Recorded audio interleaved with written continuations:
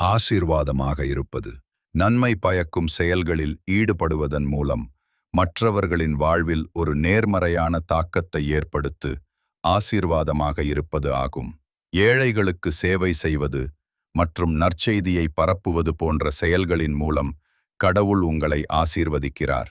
குடும்ப உறவுகளில் ஒருவரையொருவர் கனப்படுத்துவதும் நன்றாக புரிந்து கொண்டு செயல்படுவதும் ஆசீர்வாதமான குடும்ப வாழ்வுக்கு வழிவகுக்கும். பிறருக்கு நன்மை பயக்கும் செயல்களில் ஈடுபட வேண்டும். நாம் கடவுளின் வழிகளில் நடக்கும்போது அவர் தரும் ஆசீர்வாதங்கள் நம்மை மாற்றி மற்றவர்களுக்கு ஆசீர்வாதமாக இருக்க உதவுகின்றன. உபாகமம் 28:2-3 நீ உன் தேவனாகிய கர்த்தரின் சத்தத்துக்குச் செவி கொடுக்கும்போது இப்பொழுது சொல்லப்படும் ஆசீர்வாதங்களெல்லாம் உன்மேல் வந்து உனக்குப் பலிக்கும்.